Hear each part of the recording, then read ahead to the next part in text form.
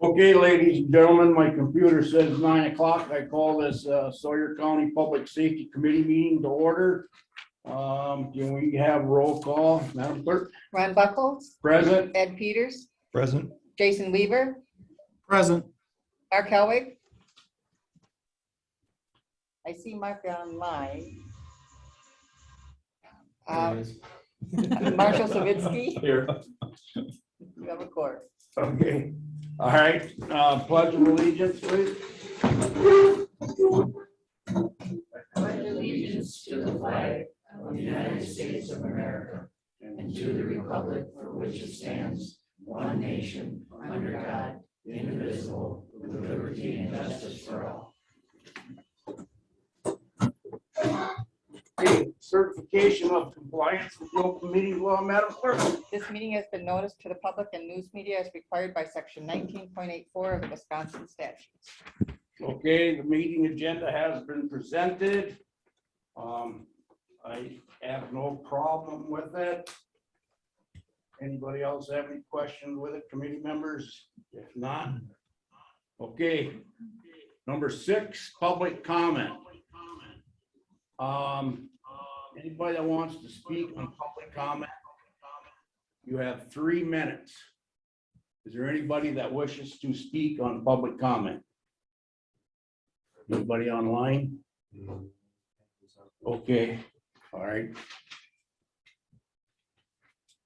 Number 7, consider approval of minutes from the previous meeting. Everybody read minutes? If not, need a motion to approve. I'll make that motion to approve the minutes. I'll second. Okay, we have a motion, a motion and a second. The previous minutes. All in favor, say aye. Aye. All opposed. Motion carries. I got a double on there.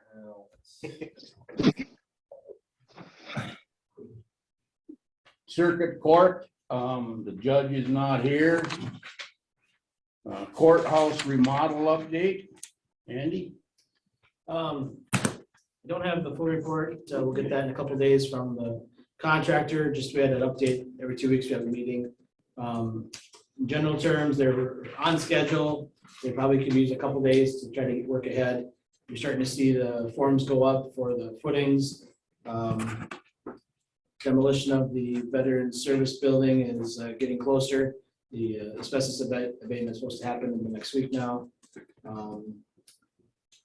We are running into some issues just on the budget side, not with Myron. They have a guaranteed amount with contingency, but there was a list of items that the county was responsible for, such as the abatement of the asbestos, relocating utilities or telecommunications. The abatement and demolition costs are on schedule for the veteran service building, but the utility that relocates that we were responsible for came in roughly double of what was budgeted. So it's instead of 20,000, it's 40,000. Mike's been working on the AV proposal for the expanded building as well as the redone portions of the existing building. The initial number coming back from that firm is above what they had estimated. So we're gonna have to address those. The difference with those from the budget side is that those are not included in Myron's number or the contingency in Myron's number. So they're on our side, which we'll have to address. But we've got some other things that we're having some cost savings on. So So a lot of that stuff is going up over budget. a couple of small things, like utility relocates and the AV, initial AV proposal, we have options there. So Okay. nothing but push the plan, just. Okay. Anybody have any questions for Andy? Jason, Mark? No question. Okay. All right. Number 9, Clerk of Court's office report. The public safety report. Anybody have any questions with Marge's report? Any questions, Mark or Jason? None for me. None from me. Okay, thank you. All right, number B, authorizing the clerk of Circuit Court to write off small debts, uncollectible debts and contracts with debt collectors. Marge, can you give us a little update on that, please? I'm just asking for the resolution because we have a lot of old debt that we can't collect. We've used every search avenue available to try and track down the party that owes the debt. We can't find it. We can't find them. Some of these are 20 years old. And with that, we need to get them off the books, so to speak, because there's nothing more we can do. There's a lot of debt that's now being returned to us from the state debt collection as uncollectible that we need to have an avenue to be able to work with as well. So Do we have like an amount that's out there that's not being collected off these? I apologize, I do not have that amount. Oh, that's okay, I'm But- just asking, But that's fine. Leslie has done such an amazing job with Okay. this collections that it's not a huge amount. Okay, It's just, there's some there that it's just, especially the $20 and under, we can't submit it to tax intercept, which we call TRIP, because they only do like $20 to $50 okay, for us. The state debt collection does 50 and over.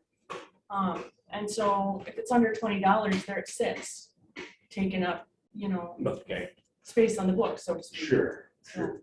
Okay. You, anybody have any questions for Marge on this? Mark, Jason, do you have any questions for Marge on this? I'm good.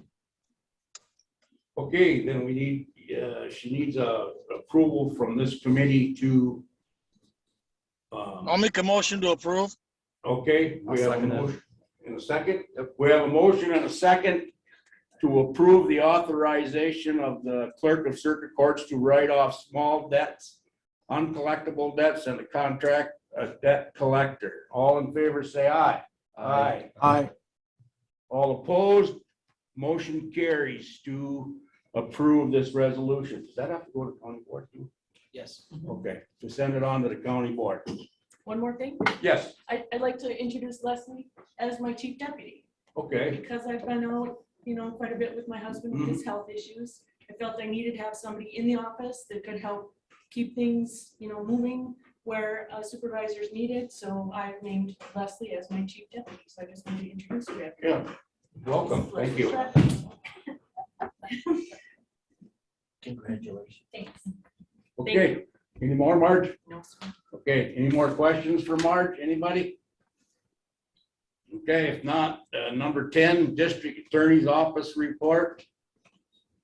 We don't have anybody there. Number 11, Town of Draper ARPA request. I asked Lynn and Andy to put this on the agenda. This can only be a discussion only from this department. So I guess I would like to say, all the ARPA money is supposed to be already spoken for, Andy, right? Or what did you come up with on that? Well, I mean, all the money that's been approved or obligated is either been. Everything that's gone to the county board has been approved. The broadband dollars, just so everybody's aware, the broadband that the county board approved prior, all those projects have been funded now or have been awarded grants, so it does look like those monies will go where they were intended.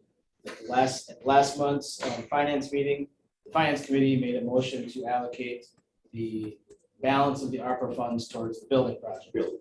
That's on the agenda for next week's meeting as well. I believe that's going to go to the board then as the recommendation from that committee. Does that answer the question? Yeah, it does. I mean, on this helipad request from the town of Draper, we have not very many of them in Sawyer County. I believe there's one in Stone Lake, maybe Clam Lake. And I don't think there's any more in Sawyer County. And I believe, a lot of times if you go on scan around, you're looking for these helicopters for a place to land, to pick up whatever.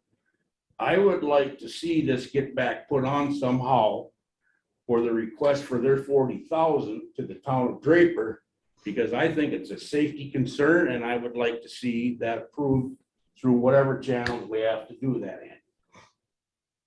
So, I mean, we can't act on it on this committee, but I think you could make, based on what you said, it was on the agenda for last month's finance or admin meeting, but because the finance committee had made a motion to allocate the ARPA funds to the building project, this was not acted on. right. So, but I think if you wanted to discuss it here and make a recommendation that it should be approved to the finance and admin committees, that'd be an appropriate thing for you to do here. Okay, I mean, what does the committee think? I mean, you already heard my opinion on this, Mr. Peters. Well, I guess this has been something that the town of Draper has worked on for quite a while. They've had a variety, and we have some representatives from the town of Draper here. But I requested that this go on. I sent this, I think, along to you, Lynn, and also to you, Ron. Yes. And I guess it just seemed like, in some ways, we're kind of getting a runaround on this. And I'm afraid that it's, whether the money comes from ARPA or wherever it comes from, I think it is an important enough contribution to the county for county safety. I've spoken with the sheriff, I've spoken with Nate, and they were both in favor of supporting this. And it just seems like it's a relatively small request, and they have been working and have gotten a good deal of other money. They thought they had enough before things hit the fan here. Right. And it's just that things have escalated out of proportion. I think that the outline that was put together for the finance committee is a solid argument for supporting something like this. I don't know if we can sell enough cookies to do it or not, but I think it's something that's important. I mean, I've had to stop in a number of occasions on different areas because of having to close off major highways in order to land a helicopter. And that takes a lot of extra resources, I think, in order to be able to do that. And Excuse me, Ed, yes, where are you thinking of putting that, right in Draper or more of a centralized location? Or, I see that it's quite a big area over there. It's have to, like you say, have to put the helicopters down on the roads, and it's a lot of dirt roads, which are not good for helicopters. So, like I say, where are you looking at putting it? the location, well, we have some representatives from Draper here, but the location is adjacent to the fire department.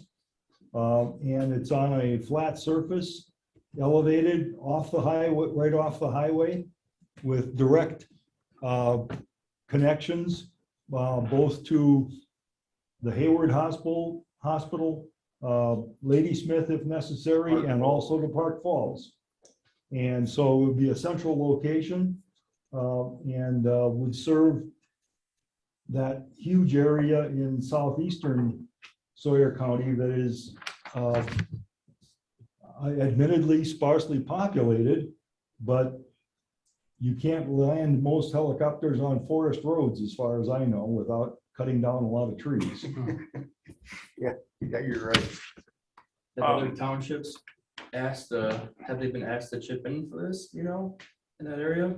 Even in Bryce County, if those are the areas that they're gonna be using it the most, is it just Draper who's pitching in right now, or are these other townships down there helping out? I think, Or have they been asked at least, or? Ms. Klein and Go ahead, ma'am. You wanted to speak on this anyway. State Yeah, your name. I'm Liz Klein. I'm the town clerk and I'm also administrative assistant to the board. So I represent the board in some cases and I'm a trained firefighter. I'm no longer on the department at the moment, but for 3 years I was. I did the Life League 3 training at Stone Lake at their helipad. We had their representative come to Draper and tailor this one for our location. It's a little bigger than the Stone Lake facility. It's going to have an automated master switch. So EMS with low staff can come and flip it on and all the landing lights come on. It's good to go. We're on their map already. They're already using it. We exceeded the cost with the inflation that went up. So we have 21,000 and it's not enough to finish. To get it over the line, we need 40 more.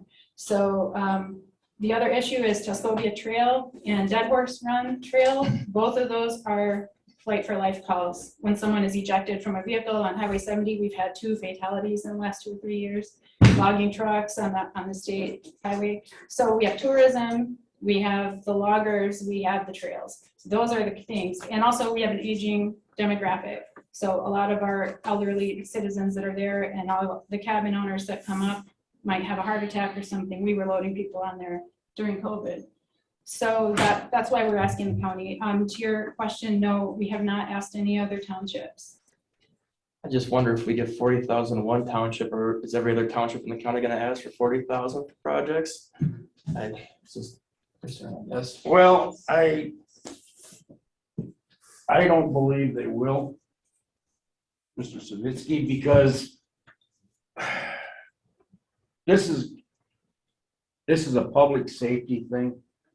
And they're willing to put that in, but they need a little help. So the 40,000 would cover you getting that put in? Yeah, the concrete bid we got, 2 years ago was 34,000.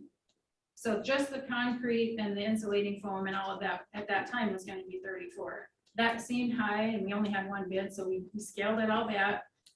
We've got 21,000 and we did the scaled back version. Our estimate's about 57,000 to do the concrete. Now, it's also got landing lights. It's got the master switch. Some of that is donated labor and donated materials from North Central Power. We have the lighted windsock and the tower ready to put up.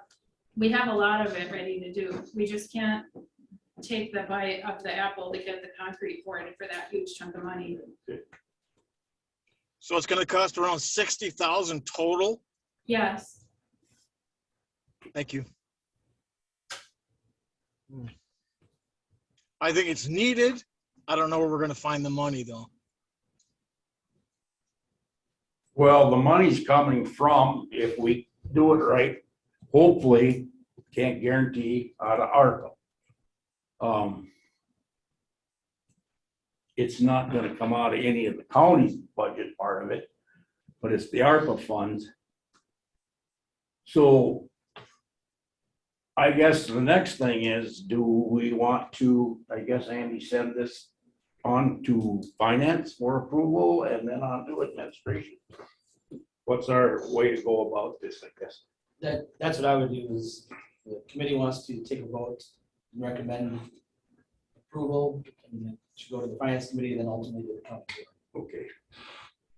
Is it the administration committee that's in charge of the finance committee? The administration, Back and forth. back and forth, the finance doesn't it send it to administration and then they look at it, then it goes on to the county board?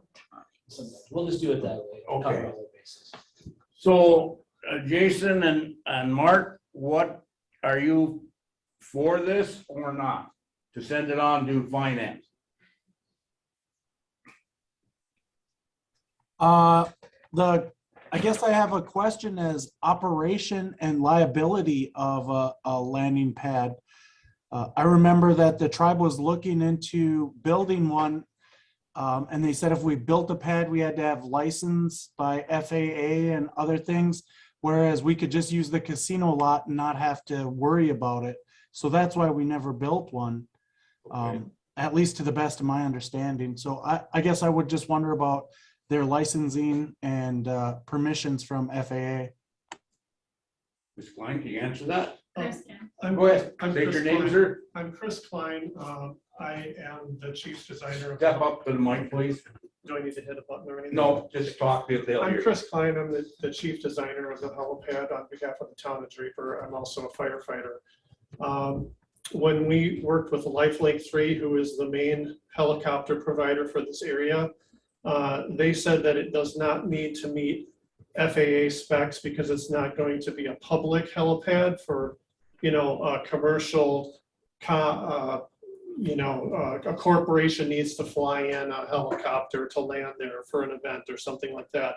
Because it's a private entity that's using it, that private entity doesn't need it to be all the way up to full FAA specs.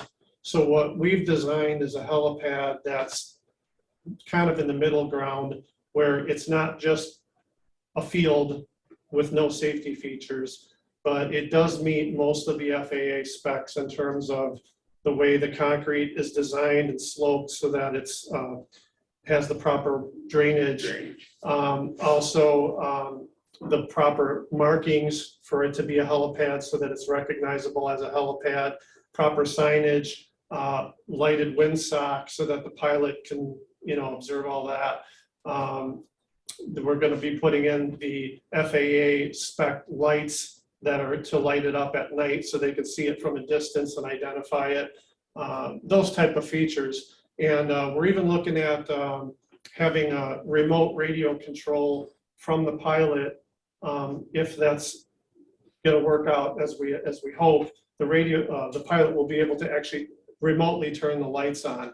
So the issue that we have in Draper is volunteer fire department, very low membership, hard to get pages. A lot of times people aren't able to even show up to respond to help the EMS calls. And so you'll end up having a situation where EMS has a situation, they have to get Lifelink in because it's the only way to save that patient because they've got to go. Otherwise, try to drive them to the nearest hospital and then get life lifted out of there to Twin Cities or somewhere that can save that there's no time for that.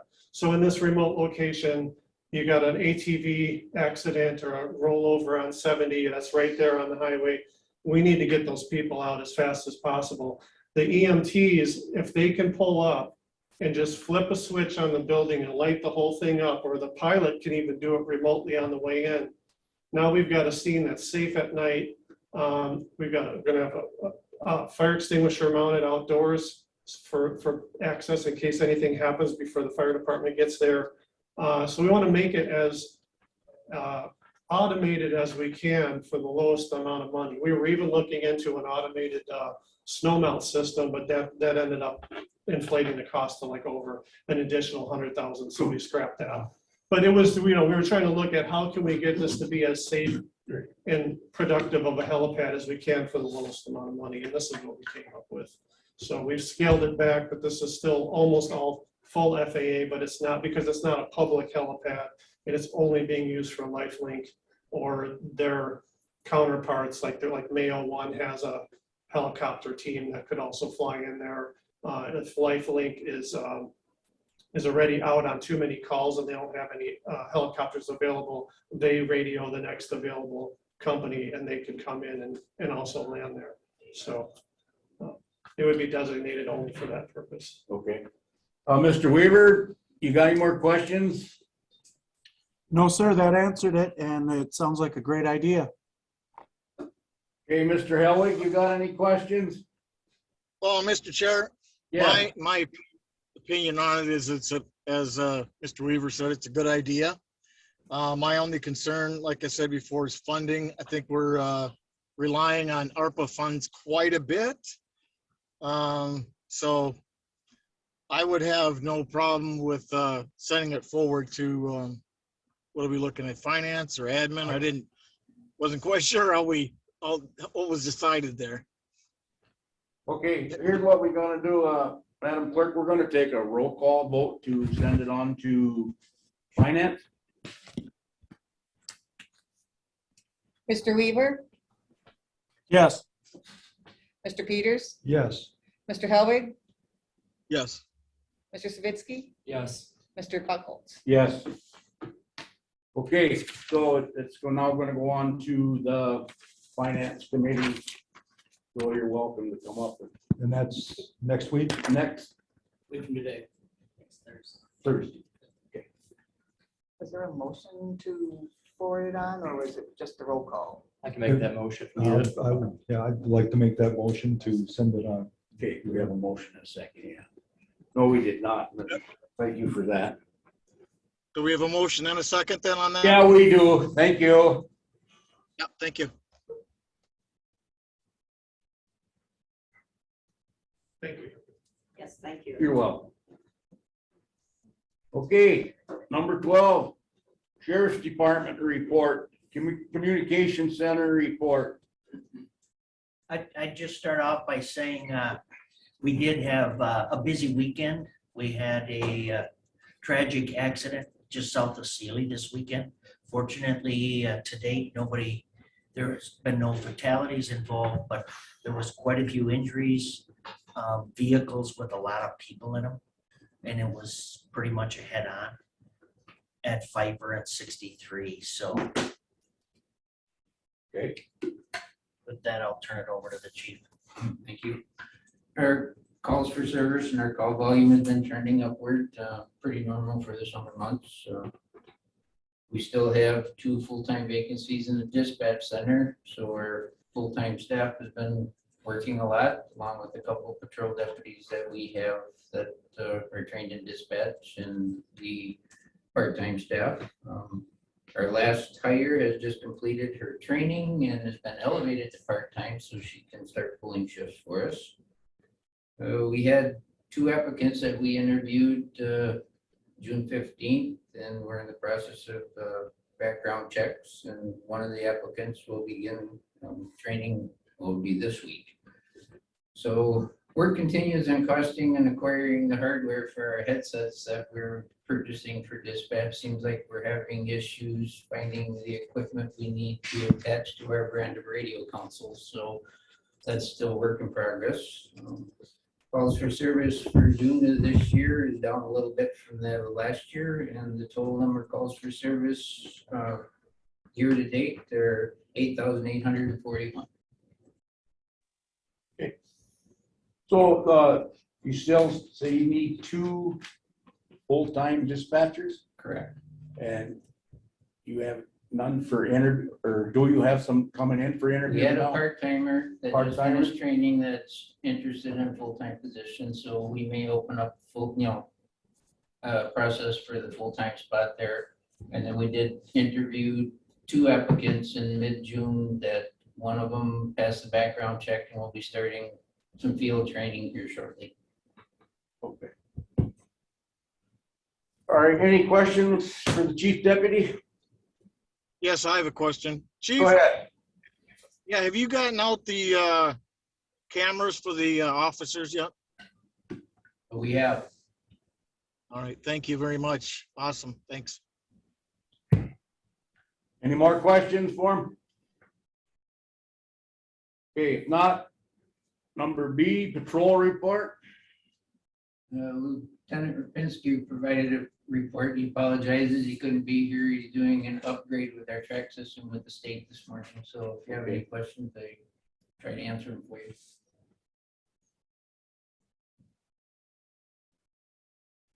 Okay, anybody have any questions on the patrol report? Mr. Weaver, Mr. Helwig? I'm good. Okay. All right, if no, number C, jail report. Lieutenant, you're up. Thank you, Mr. Chair. As you can see, my report up there with our numbers, we're up a little bit from May, kind of creeping up. Same thing with the chief said with number of calls, number of arrests are going up, and our population continues to increase. The average pre-sentence incarceration is kind of our downfall for that. Like we've been discussing for years, the bottleneck in the court system is kind of what I'm attributing that to. Down 2 full-time positions right now. We do have 1 part-time male who completed training and has been picking up shifts. However, at the end of August, he returns to school. He's doing the 2-year law enforcement program at Northwood at Rice Lake. We do have 1 full-timer who will be going on military leave for a month here, mid-July.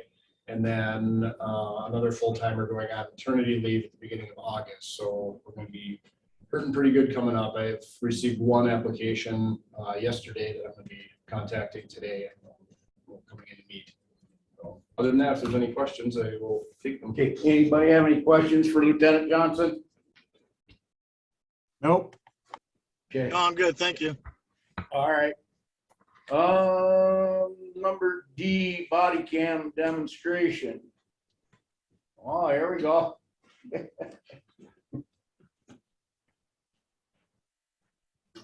Oh, wish I was there. Sorry, guys. So I'll just kind of do a quick introduction for those that don't know us or know us real well. I'm Deputy Charles Logan, and this is Deputy Nicole Rositsky. We've kind of been the two that have been in charge of the body cam projects at the beginning. We've been working on it for a little over a year now. A lot of time and efforts been put into it, and we do appreciate the opportunity to be able to do this for the department, because I think it's going to be a huge benefit to us and the community.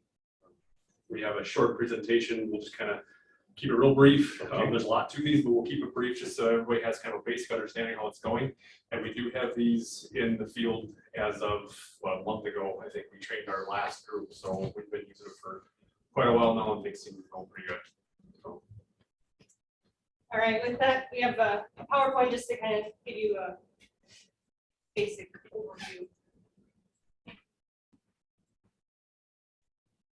So the AB3s, the Axon Body Cam 3s are what we use in the field now. They have a 12-hour battery life, which will potentially get through a whole shift.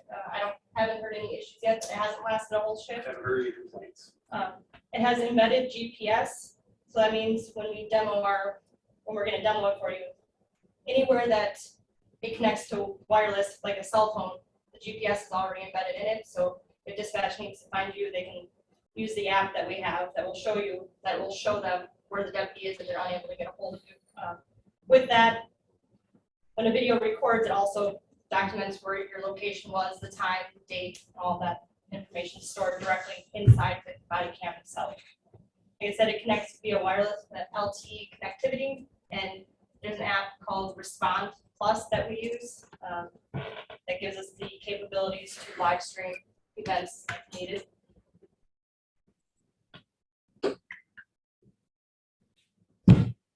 In order to turn the body camera on, you power it on. There's a little center button right here that kind of looks like Iron Man.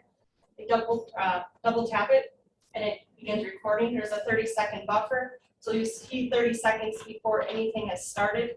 Goes back 30 seconds. There's no sound. You'll be able to see what actions occur before it actually starts recording. That's all stored too. It gives vibrations and beeps and tones while it's recording every 2 minutes.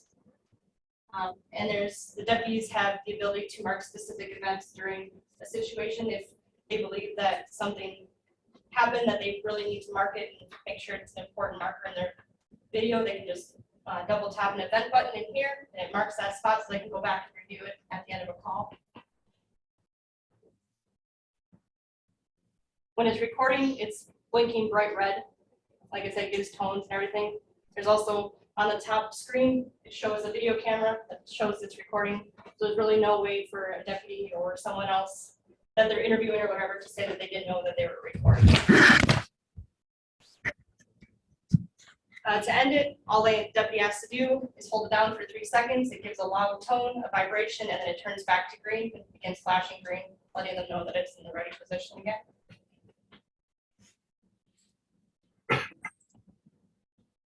We are equipped with signal sidearm detections and also batteries on our tasers for activating our body cams. So if someone were on a call and someone had to draw their firearm, it automatically activates the body camera.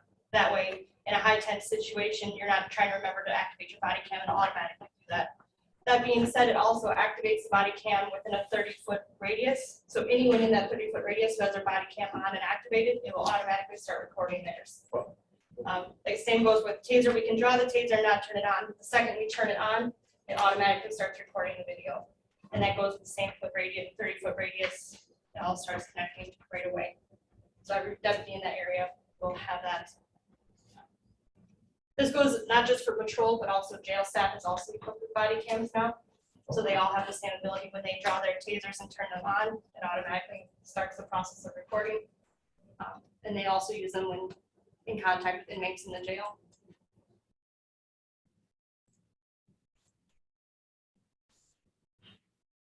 The Respond Plus is the real-time situational awareness technology. Like I said, it is what gives dispatch and admin the ability to live stream events as they're occurring. The only way to do that is if a deputy has a video camera on and is actively recording. So in a high tense situation where dispatch is unable to get a hold of a deputy or needs to be able to know what's going on in order to send more deputies possibly from out of the area, and they're unable to contact via the radio, they can go into the live stream, view what's happening to be able to give other agencies, other deputies, other officers information to get them there faster, quicker, and safer. There is specific guidelines for activating the live stream. Dispatch can't just go on and pretend they're live PD and play cops like they're just watching TV. Same goes for admin and everything. There's got to be reasons for doing it. It's laid out in our policy.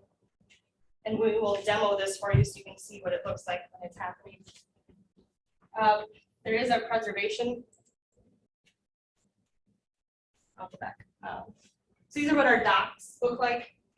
Our cameras upload either via Wi-Fi between the courthouse and the sheriff's department, or they upload via the docking system. A deputy, all they have to do is go to the dock and place it in. It'll upload all their videos to a server via Axon, which is evidence.com. We're able to access all of the videos, all of our own personal videos, and mark them with case numbers and specifics that we need to. The Wi-Fi upload is great. IT's been working with us closely to make sure that it's fast and streamlined. That being said, if they're just sitting in the parking lot quickly, their video will automatically upload. They won't even have to go inside the building to do it.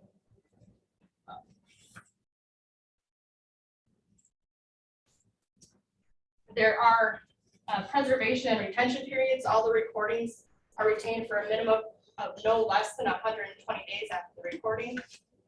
Obviously, there's other things that come with that.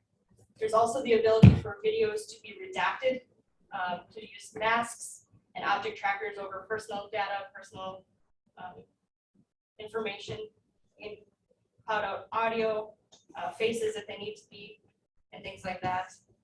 You can add disclaimers if it's kind of something that people need to be alerted to before they watch it. Yeah. Yep.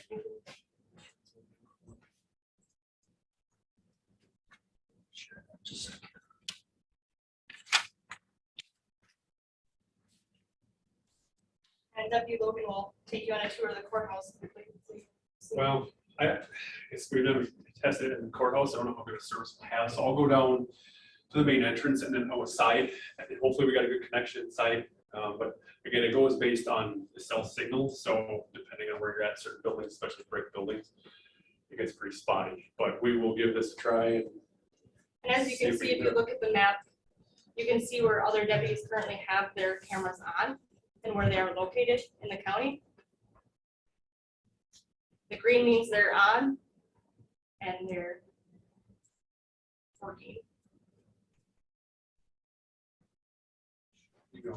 Does that mean they're just on or they're actually recording? The green means that they're on and ready to record. They're not recording. When it turns red, that means they're recording. Thank you. I must say, I really like this system. You guys did a great job. thank you. All right, I'm gonna go for a walk. Hopefully this works.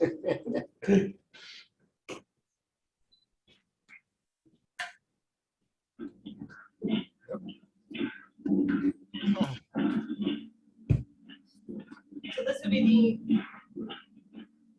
the capabilities that dispatch and admin would have if in the event they needed to get in and see what was happening, if they couldn't get a hold of a deputy, or if they needed to get resources there quicker and need to know what's going on. as you can see, it's a very clear video. Nice video. Really good audio. Yes, It's a audio wide- picks up a lot. Yep, and it's a very wide view too, so you're not missing a whole lot. If we had the ability to show you what it looks like in the dark, it actually picks up very well in the dark as well. There isn't a lot left to imagination when it's dark out. Starting to cloud up out there.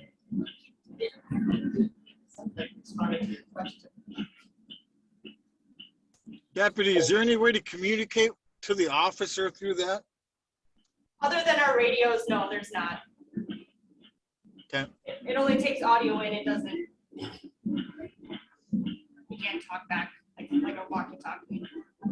If he pulled his taser or his gun out right now, would it stop this video and start a new one? No. No. So if he were to draw his weapon right now, it would not do anything, it would just continue recording. However, it would turn my camera on. Because he's within that 30-foot radius. So What is it that makes those turn on when you guys pull your weapon? Is it something on the so there's taser a or the switch holster? on or the something? holsters, it's Oh, a okay. magnet. So the gun's obviously metal, as soon as you pull that magnet out, it does it, and then the battery is a special battery. Yep. I don't know the video one,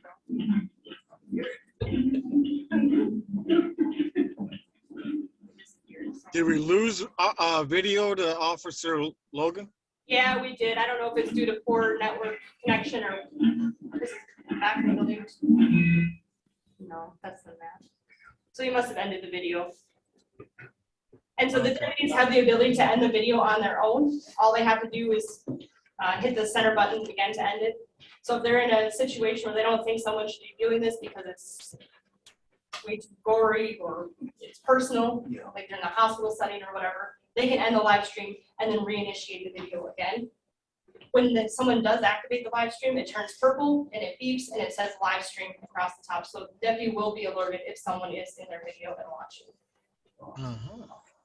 Well, I Very think good. that's a very, very good thing that you guys got going there. We've had no complaints about the use of them. All the deputies seem very appreciative for the, And it's really good for your safety. yes. You have any questions? It's quick, but Who has the cameras? Is it just the road deputies? or- jail and patrol and court services.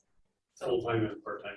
Yep. Everybody that basically, of course, is gonna interact with the public, that's happening. Very good job. Thank you, guys. thank Thank you you. very Thank you, much. thank you, and be safe out there, you guys. We will. Thanks. Yes, be safe. Was Axon the best option for open records requests and storage for? They could probably answer better, but yeah, I was. Yeah, demoed it. Axon is by far the leading company for a lot of things, law enforcement related, including tasers, but also body cams. Most agencies and most large agencies use Axon. They're very user friendly. The software is easy to use. It's always, up to date, state of the art stuff. So they spend lots and lots of money to make sure they have the best equipment. That's why we decided with Axon, because they are the best. Well, thank you for that demonstration. Sheriff, yeah, go ahead. I would just like to add, we opened it up to our staff and these two have volunteered to step up to the plate and help us with the research and looking into it. Both of them have done an excellent job, as well as our admin here. So with that, I want to additionally compliment both of these Yes. additionally. Thank you. Yes, they've done a very fine job. I got one. Sheriff, is there any way you could get these two to come in like on the county board and demonstrate to them on there? I think that would be, they would like to see that. Sure. We can do that. Okay, We can do that. Absolutely. all right. I didn't mean to put you on the spot, but. But what you did here is great. Just do the same thing there. You'll be fine. Thank That you. works. Thank you. Thank You you. bet. Thanks. All right, communication specialist system. Report, Mr. Crook, is he on or? No, but I would like to mention that it appears without question that we're at the final stages here of flipping the switch. We are pretty much waiting for Xcel Energy to complete the power up to the fire tower where we're located on B. Everything else is pretty well ready. They did use a generator and did some testing over the weekend. IT as well as John and other resources there. Everything seemed to be pretty good. We're very hopeful. The equipment's in place. As soon as that happens, we're going to do some department testing here. If things work good over a few days, we're going to expand it to the whole agency and then get our fire department's EMS paging on board too. Okay. So if all goes well this month, we should be up and going. So it should That's our target. eliminate all the radio contact problems, huh? It should eliminate most of them Okay. or head us in a better direction. Better direction, sure. We're hoping to get 95% in the county.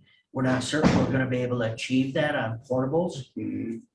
But we're gonna do our best and, you know, we have the options of expanding some additional towers down by Connors Lake. We've been in contact with Washburn County. They have added a tower down in Stone Lake and they working together. They're very open to us using tower space there, which will not only benefit us in Stone Lake, but the town of Edgewater, which is a questionable area for transmission and receiving as well. Yeah. So we're hoping to just get it up and running here and keep fine tuning and expanding our transmissions and reception. Okay, good. I just, I just wanted to wish you luck there, Sheriff. Thank you. Go ahead, Ed. well, I did have just one comment as I was talking with people from Draper. They're just wondering when that facility is going to be operating and how it's going to interface with fire department, because they can stand outside and not be able to pick up a page, right, standing right next to the tower. So Yes. that's a very big concern down there. And Tuesday night, I presented before the Winter Fire Department okay, and Draper members were there as okay, well. great. So they are in the loop there with the latest information we have. Okay. I don't think that either Ms. Klein or Mr. Klein were at that meeting, so, No, but they were. if Yep. they were the ones that were asking the question, so, thank you. Thank you. Okay. Any questions for the sheriff on the communications? Nothing here. Okay. Nothing here, thank you. All right, number F, County Humane Officer appointment of Brandon, how do you say your last name? Bletchards. Butchart. Okay. Andy, or somebody want to introduce him and? Yeah, Brandon's been on the job for just about a month now, a little over a month. Yeah. His position is enforcement, primarily right now starting in the animal control area. But as he gets up to speed and take on more, so also doing some work with zoning and public health and code enforcement. But for the humane officer specifically, that's an appointed position of the county. So we're looking for a recommendation, or not a recommendation, but a recommendation of appointment of Brandon Bletchards to the county board for appointment. Okay. All right. I need a motion to approve Mr. Bletchards as a County Humane Officer. Make that motion. Second. Second, We have a motion and a second on the floor to approve Mr. Butchards as a County Humane Officer. All in favor, say aye. Aye. aye. Aye. All opposed? Motion carries. Welcome. Just beyond that, I just may point out, he can go through his animal control report, because that is a split position. Right. We've had him reporting to the admin area, so we've been learning about all things animal control. Okay. Almost something new every day for all of us. So I'll let him go through what it's for the first month. Like. Sure. So for with June, I've been kind of working into making some standardized processes for how we handle calls, how we track data, how we track dogs that have been admitted into the pounds. That includes this report. I have kind of a standardized template of how we report revenue, dogs have been admitted, calls that we received.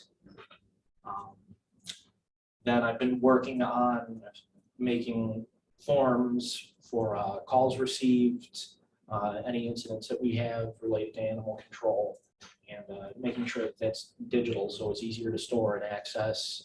So say we have someone who we've received calls about repeatedly, I don't have to go looking through 3 years worth of paperwork. I can just go online, search up the name or the dates.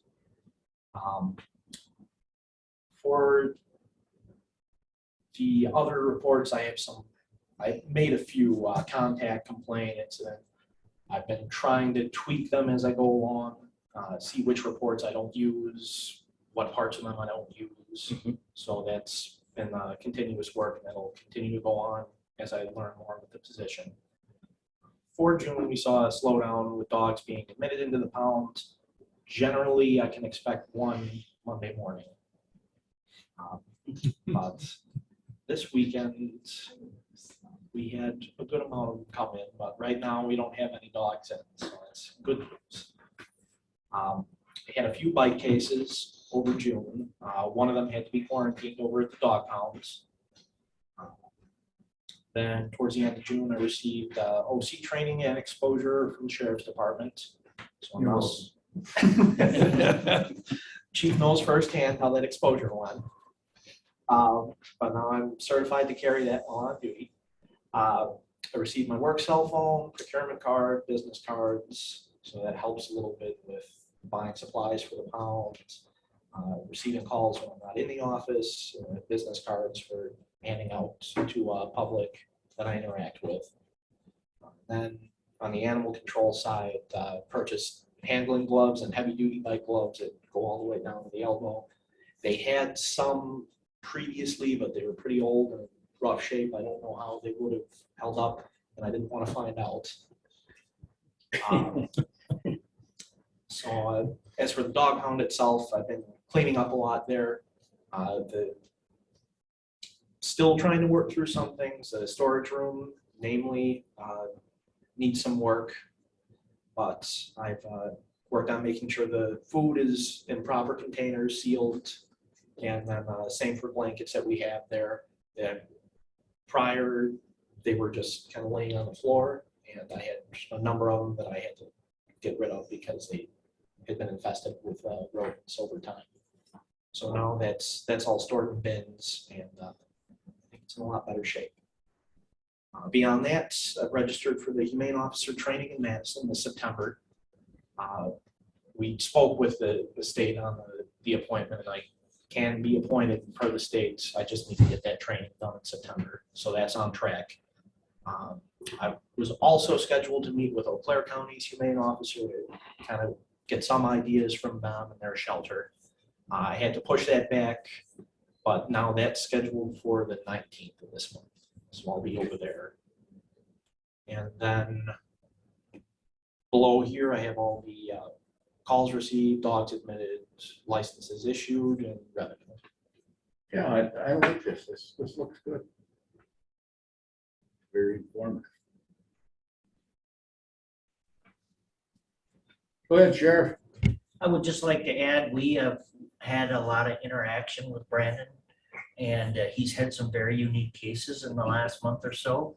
And he's been very assertive, everything from looking into things statutorily to things at the office, setting up process. He's also been a great pleasure to work with.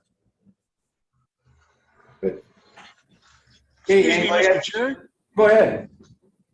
Yeah, this is Mark. I have to go. I got to get ready for a delivery at our Stone Lake food shelf. So I apologize, but I got to go now. Okay, Mark. Thank you. Yeah, thank you. Okay, any more questions for the animal control officer? I just have one. What are some examples of things that go into the other category on that? Other right now, I've been classifying that, for example, on next month's report, one of the other would include, there was a doe and 2 fawns down by Excellent, and And one of them one of the fawns had gotten stuck in a fenced in enclosure that would count as other. I had to go Sure, in there and sure. kind of corral it out. I've been putting, as well as that, cats, I don't get too many cat calls, but anything like, right now, we have one cat that escaped from a vehicle and ran under a cabin. That would be under that other category. Okay. Okay, With a cat, ready for adoption. Anybody interested? Yes, if anyone's looking for a cat, we have one at town that shouldn't be there, but he's over there, so we're trying to find someone.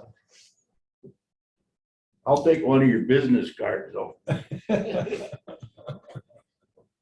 Okay, any more questions for Brandon? Okay, thank you. Good report. Thank you. All right. Number 13, Child Support Department report. Good morning. I provided a written report a couple weeks ago and just wanted to stop in. I haven't been in person for a while and see if anyone had any questions.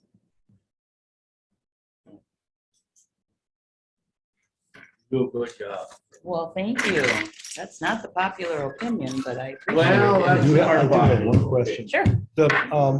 Under the court orders and paternity and so forth, there are percentages, and what are those percentages of? Those are the percentages of, for example, of all the court orders, of all the cases that we have, how many already have court orders? Oh, okay, Because that's a performance measure that we have to meet. sure. Okay, so that's, okay, thank you. You're welcome. Okay. All right, thank you, man. You're welcome. All right, number 14, discussion of switch to medical examiner's position. Yeah, I wanted to kind of get that on the floor just as a discussion point today. In last month's meeting, you know, probably noted in the coroner's report that Mr. Fremmel is not running for re-election. He did make a comment in there about basically his recommendation that the county should consider switching from the coroner to the medical examiner. That is, it's not a rapid trend, but you know, we're seeing more counties switching to the medical examiner. I think if you slide down one more slide, I have a map I found that shows kind of where we're at. Actually, there's a county in the southern part that's doing the switch right now, so I've been able to pull a lot of their information. Roughly, it's 40-ish counties that have switched to being medical examiners. The difference is that rather than an election or filing for office or running, getting elected, the county board can switch by passing a resolution and switch to a medical examiner, which would be an appointed position. You would essentially hire that person, similar to Brandon, be appointed by the county board as the medical examiner. So the Constitution outlines the ability that we have to have either one or the other. Actually, just trivia, if we just continue with coroner, there are no candidates that have filed in the current election.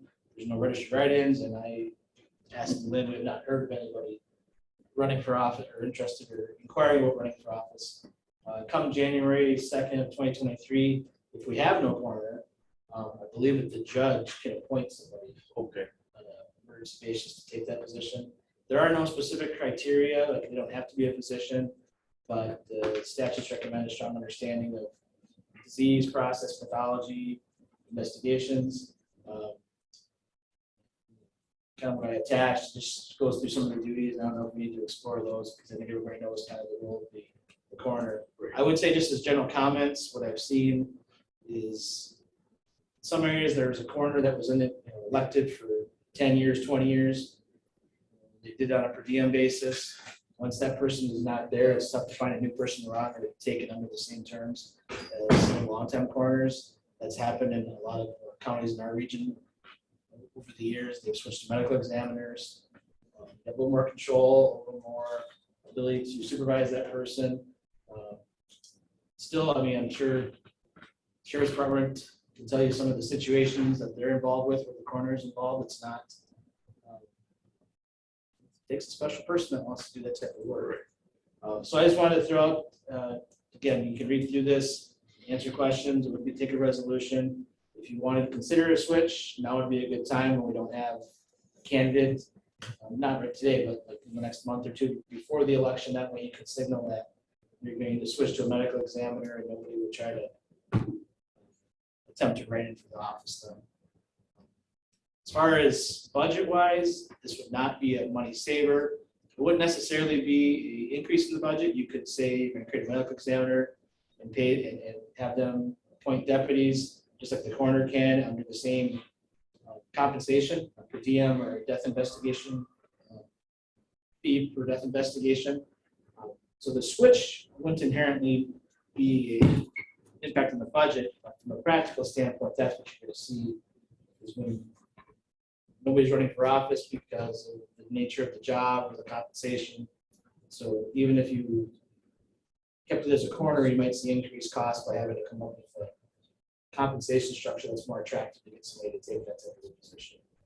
So when they're seeing counties switch to medical examiners, we can try to do it per diem, but generally you're going to start seeing a little bit an increase, either in like a higher base wage, and then so much per investigation, or so much per death certificate they have to sign. So, and then the other part that we're seeing statewide is that there's more autopsies because of the natures of the deaths, of suicides, mental health issues, drug use. More of those types of cases have to be sent for autopsies or at least pathology. So there's increased costs of having the office period. But, would be up to the county board to make the switch, to make it an appointed position. So coroner's elected and a medical examiner is appointed. Well, I like the name medical examiner better than coroner anyway. I do too. So, yeah, I'll make that motion to go from coroner to medical examiner. Well, if you want to make a motion, I would suggest for today, once you make a motion So, for me to put it fully together and bring it back to the committee next month. Then right, yeah, so, I'll come in with a compensation write-up and a full resolution and everything then. so we don't need to make a motion? You can make a motion to direct me to Okay, bring it back. I make that motion to direct the county administrator to move from coroner to medical examiner. I'll second it. Okay, we have a motion and a second on the floor. All in favor, say aye. Aye. I guess I just had one question. Are there criteria with that name change for the medical examiner? Yeah, there's no definition of Oh, okay. there's no minimum standards for that Okay. person. Generally, they have some type of medical background. In a number of the counties, sometimes there's seems to be a lot of paramedic EMT types that also do that. Either they're the deputy or they're or the ME. Okay. And I would say long-term too, that position is one that's a common topic of shared services between counties. There's a number of counties that share like a medical examiner, then everybody has their own deputies. Because it's not a full-time job, but for one county, but amongst a number of counties, it could be a very skilled, knowledgeable ME who keeps track of the deputies in each of the counties. So it's something I think you'll see in future conversations. Okay. Any more questions? Okay, a motion has been made and seconded to go from coroner or to have the administrator look into coroner to medical examiner. All in favor, say aye. Aye. Aye. All opposed, motion carries. We don't need to go through this other stuff then, do we, Andy? No. Okay, we're gonna go to number 15. Emergency management ambulance report. Is Mr. Dunstan on there? Okay.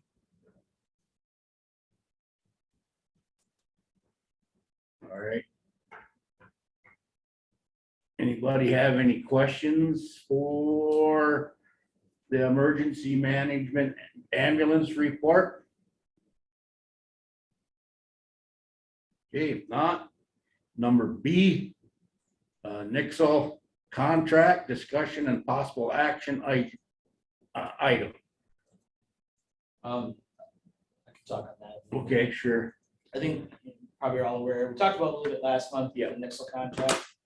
It's been working, there's been no recommendations to switch. The contract is up for renewal. If we take no action, it just would automatically renew and continue on with Nixle. Nate's looked into it, discussed it with me, and that's our recommendation, is just to continue with the Nixle contract for that service. Okay, so we don't need to act on it, then it'll just automatically roll over back to next one. Yeah, we'll just, continue on with the Nixle contract. And the cost remains the same, or is that? Yes, Or would you want a motion from this? and I've never heard staff the committee make a motion. Okay.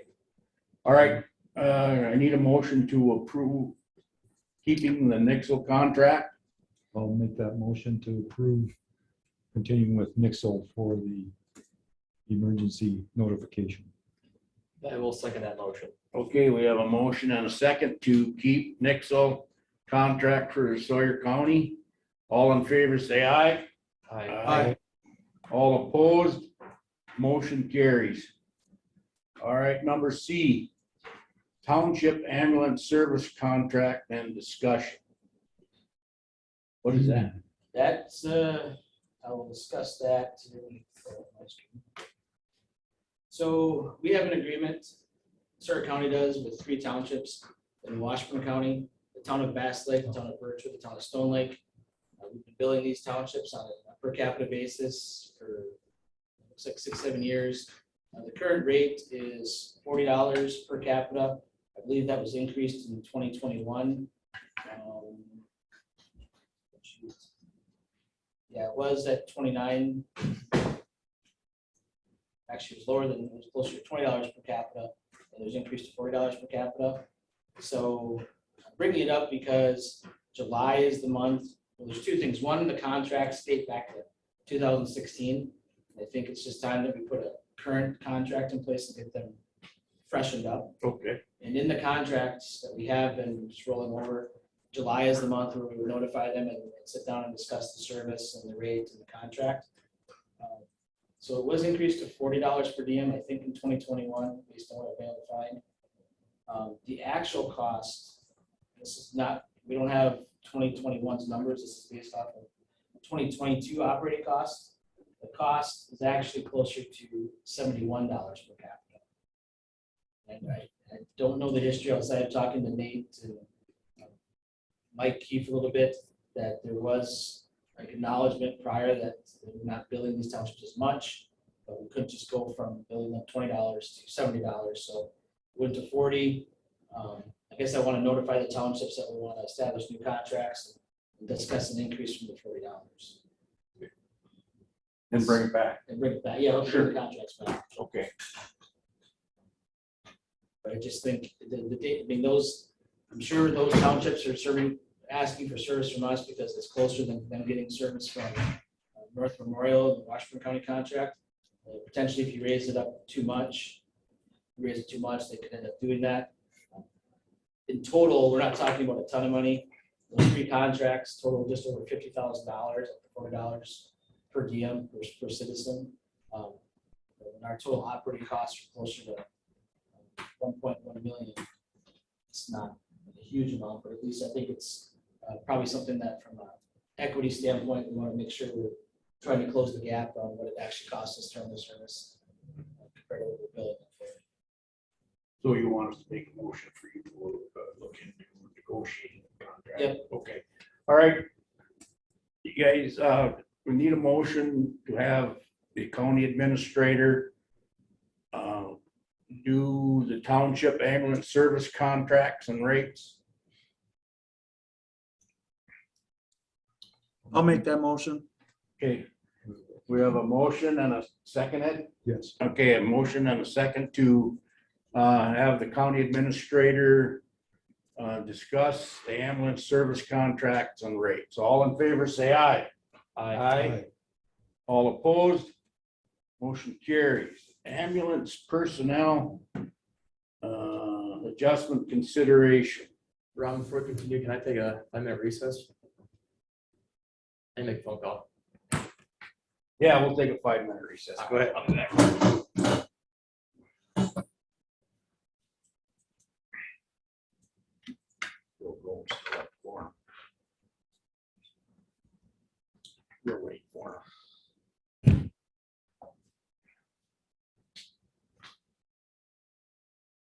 Okay, we're back in session here. Ambulance personnel compensation adjustment consideration, Andy. Yeah, so last month, we brought forward some compensation changes for some other departments. I kind of held this one out to have a separate conversation because it's a lot more significant and it's funded in a different way. But we continue to struggle with the ambulance service and attracting personnel. We've had 4 openings pretty much the entire year. And we've had one, I think we had more, but we were able to hire 1 person this year. We hired 1 person in the last, or 2 people in the last year, 1 in the second half of last year and 1 in the first half of this year. That's pretty much the amount of applicants we've had. So we're not even seeing applicants for open positions. We've been notified of 1 paramedic leaving in the next probably 30 days and 1 EMT also leaving. Paramedics leaving to take a position in another service, and the EMT is leaving, I believe, to go back to school. So we're growing numbers of vacancies. It's a concern.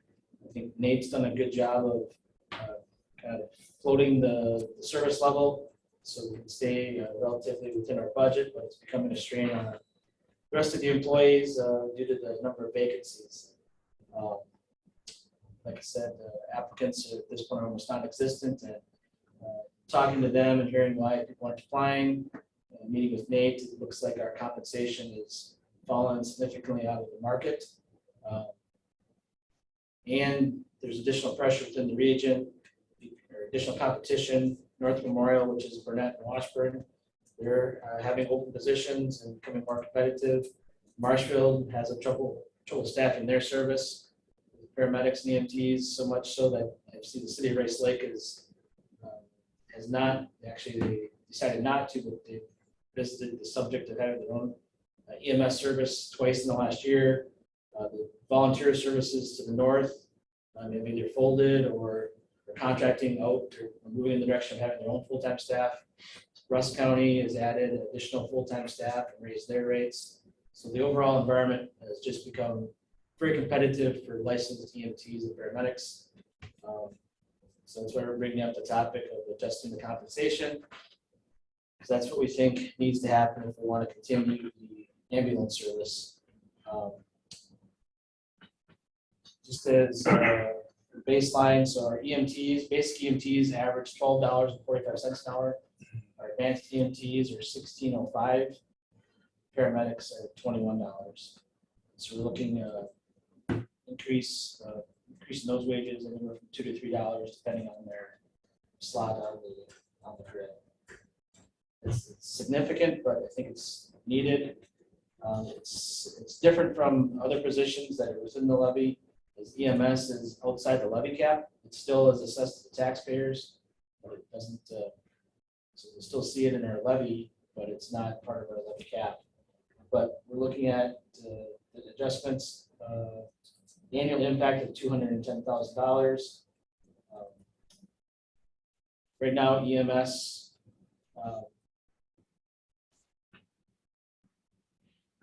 levy is 33.4 cents per thousand. This would take it to around 40 cents per thousand. So I would prefer to wait to do this, but based on where we're headed right now with staffing, bringing it to you now, this year, we think we can fit it within the established budget because of the vacancies. Although the hours are still being worked, there's some savings, or not savings, but unused benefits within the budget that could accomplish the wage adjustments through the end of the year. But on next year's levy, that would be fully felt because it'd be assessed on the EMS levy, which is over inside the cap. So it's going to raise the overall EMS levy. You know, I agree. I mean, if we're not getting the applicants and we need to up these wages and you're okay with that, I mean, we need these people. So, you know, you're just talking $2 or $3. Is it? You just put out there $3. What we're doing is leaving them like they're all, you look at the complete list of employees, they're all at different stages. Okay. So it's leaving them at their current step, Okay. but raising their tiers. Okay. So the basic EMTs would go to an average of $16.30. Advanced EMTs would be just under $20 at $19.90, and paramedics at $23.86 average. Okay. That looks good to me. It does. You guys got any questions? Still seems low, but we should move forward with it. Still seems low, but we should Oh, move yeah. forward with it. No, I mean, at least it shows we're trying to do something for them. I agree. Mr. Peters? I think that those salaries are way low, especially for the training that the people need to have and to maintain their certification and so forth, so. I think they're short a few spots, aren't they? They can't fill. yeah, we've had 4 open all year. Yeah. Two basics and 2 advanced. Now we anticipate another basic and a paramedic now. I mean, the other thing with these positions that makes them even more competitive is and I made a note, it's the frequency and length of shifts. So some services will let you work 24 hours. You can work 24, and then 12 and a 12. You can then drive a couple hours somewhere else to work for another service. Because you have those long shifts. It's not like you have to go to work every day. Right. So we see people, paramedics usually work for us and they work for Lakeview or somebody else on the rest of the week. So I think that's even more competitive environment. And we know what happened up north with Great Divide. Those townships are struggling to figure out what to do, and it's just to become more competitive. We don't want that to happen here. And I know Tom, I worked with an ambulance in Russ County, and we were starting to get more phone calls from other places asking how the county got into it. How does it work? I think more small towns are going to start looking at the counties to figure this out. And like I said, I'd prefer to wait, but we have vacancies, and if we have more, it's going to become very difficult to keep our ambulances up and running. And I feel Jeff and Joe over there looking at me like we got some staffing issues over there too. And it's a little. I mean, it's not totally different, but there are some different dynamics involved with the levy and how we can pay for EMS, and then what we have. At least, I mean, they're having some people come through that they're getting shadows and getting some people on board in the sheriff's department, albeit slow. So I'm not unaware of what's happening over You're there. right. No, we're all aware of what's going on with the sheriff's Yeah. department too. And I hate to see that going on like that, but if you can't get the people to come through and just take the job, it's hard. But, Mr. Weaver, you got any questions or comments on this ambulance personnel compensation adjustment? I agree that it seems very low. There shouldn't be a licensed professional that makes under $20. And these medical professionals have to do a lot of training to keep their license. So I think it's low, and we probably need to be at market or even higher to attract more professionals to this position. Okay. All right. And I would just say the wages we're proposing gets us within market, but it'd be the lower, we're out of market now. This gets us probably to the bottom end or bottom 25% of the market. Okay.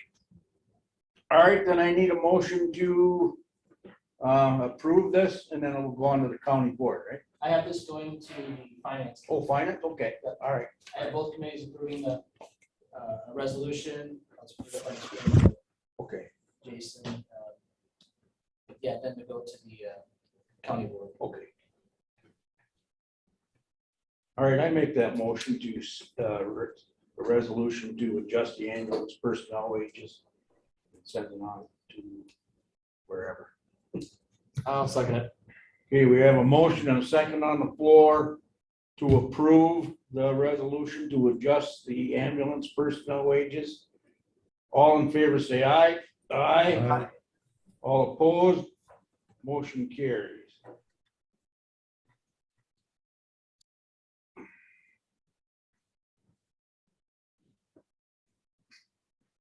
Okay. All right. Number 16, resolution PSAP grant funding for one public safety entry point per county. Discussion and possible action. Okay. So this is Yeah, maybe Joe, or Jeff knows more about this, but something that the county association is recommending that we get established. There is some grant funding that's forthcoming for the public safety answering point. Not a huge deal here, but there's only gonna be one allocation per county, and some counties have multiple public safety answering points. And so we're just officially designating our one public safety answering point as the sheriff's department. There's a dispatch essentially.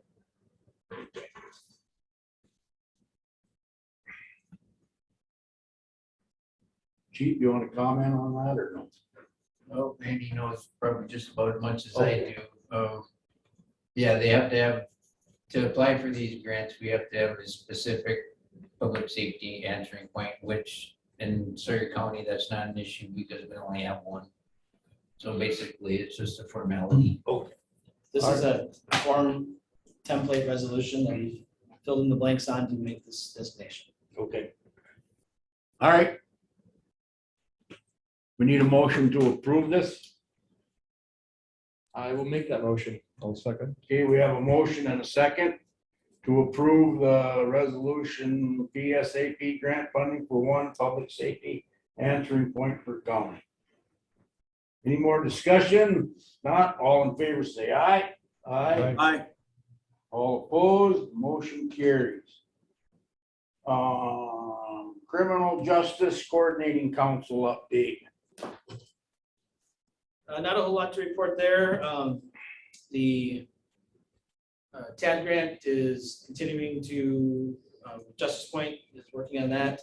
They have the diversion program up and running, which we needed to have up this summer as far as the TAD grant.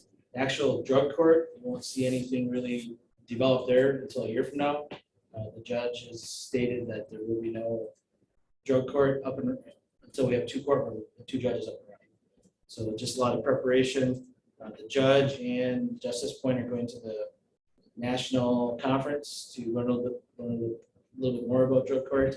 The other discussion at CJCC is more so about what do we need to do as far as how can the opioid settlement be spent. I'll have some more information for that at CJCC and the Finance Committee. County is getting a $470,000 settlement. At this point, it'll be over 16 years, but there is going to be an option to get more of that money up front, as much as 60% of it. So that'll be a decision for the board to make to bring that money in sooner or take it over the 16 years. But a lot of ideas or suggestions on where that money could be used, but not anything concrete at this time. Okay. Any questions for Andy on that? Just heard this last week about a ruling in West Virginia with regard to opioid manufacturers and so forth. Does that have anything to do with the opioid settlements or? I am not familiar with, or have been here in West Virginia. No, it basically said, one of my understanding of it, just from a news report, was that basically said that the drug companies can't be fined for any of the cost of the opioids. I haven't heard any updates on that. As far as I know, the settlements that the state of Wisconsin are part of have already been Sure. settled. That it's with there's a handful of manufacturers. There's one settlement, and then Johnson & Johnson is the other. Okay. All right, number 18, review policy and procedure manual committee role and responsibilities. I've asked for that to be on every agenda. Mhm. I didn't, yours, there was already a public safety roles and responsibilities in the board policies. It looked to me, when looking back, you guys spent actually a fair amount of time on it before. So just if you had read it and had any changes you wanted to make, otherwise, I think. It looks good to me. I mean, it's pretty self-explanatory. There are some committees that had nothing. So. Yeah. So you want a motion to approve what we have here, Andy? Yeah. Okay, any questions, you guys? Not need a motion to approve the board policy and procedure manual for committee role and responsibilities. I'll make that motion. I'll second. Okay, we have a motion and a second on the floor to approve the board policy and procedure manual and committee role and responsibilities. All in favor, say aye. Aye. All opposed? Motion carries. Number 19, future agenda items. Anything you guys want to go on the agenda? Now it's time to speak up. Okay, number 20, correspondence reports from conferences and meetings and other matters for discussion only. Chief, I guess I'm kind of concerned about you guys being so shorthanded. Is there anything that this committee can do to help you with that? If it is, if you and the sheriff could meet with Andy and I hate to see this, but it's, it's happening. The workforce is changing. You know, you mentioned night, weekends and holidays, and it's like,